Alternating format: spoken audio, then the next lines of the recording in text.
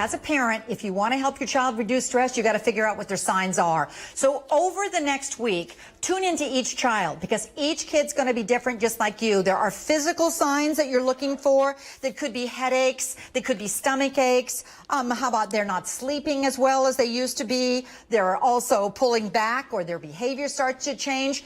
Emotional stress signs are irritability, moodiness. They start to withdraw, or they could cry a little bit more. They're more on edge. You're starting to see a behavior change. Each one of those could be normal, typical behavior for any one of us. But if they last, that's when you're concerned. And what can parents do then to kind of alleviate stress for their children? The first thing is, it's really helpful, particularly for a teen, to point out very diplomatically. I noticed that right before you really get upset, you do this, like twirl your hair or sing back and forth, because once you know your signs, it's really very helpful. Now you can apply any of these tips. The first one is stay on schedule. Uncertainty builds stress. Predictability lowers it. Now, that doesn't mean all day long you have to be regimented, but at least stay for certain things the same time. Now we're going to have breakfast at whatever it is, then we're going to do our homework, and then we're going to do our reading. That helps. The second thing you may want to do is create, I love this, a calm down corner someplace in your home.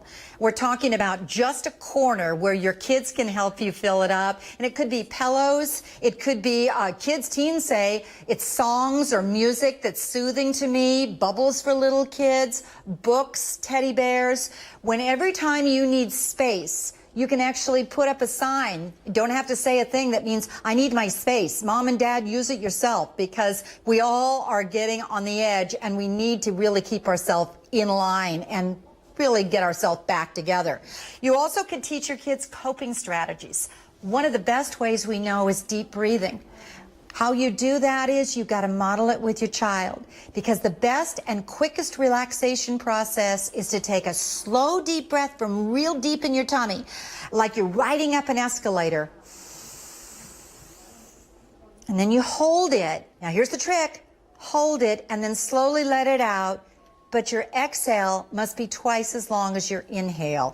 If you do that, just maybe 5 minutes a day as a family, it's really going to help you.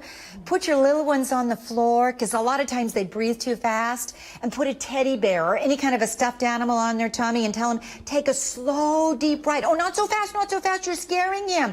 And then down. What'll happen is they get the breath control, and it is really wonderful. A teen that can put any kind of a pebble or a rock on their tummy. Mm-hmm.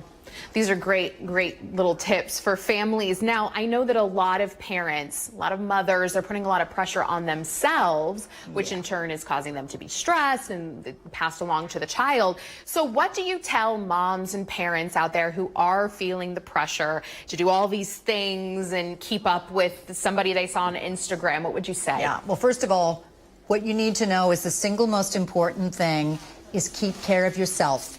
Because if you're calm, your child will be calm. Our kids before this crisis told me that they just didn't have enough time to just read the things that they liked. So how about building that into your routine? And it's just like a downtime. It could be every day afternoon when everybody grabs a book. A fun thing to do with little guys, take a sheet, put it over the top of your dining room table, and it's a reading fort. Everybody grabs a flashlight, gives a pillow, grab the dog, get the book. You can read Harry Potter out loud together, or you can just read it, enjoy. But what you're doing is you're helping your child learn to relax. And that's really what it's all about. There's so many things that we can do, but above all else, those of us who can model it, and that takes time, it takes practice, are going to help our children to be able to mirror our calmness. And that is the real secret. The way we're going to survive all this is fun, simple ways to stay connected together.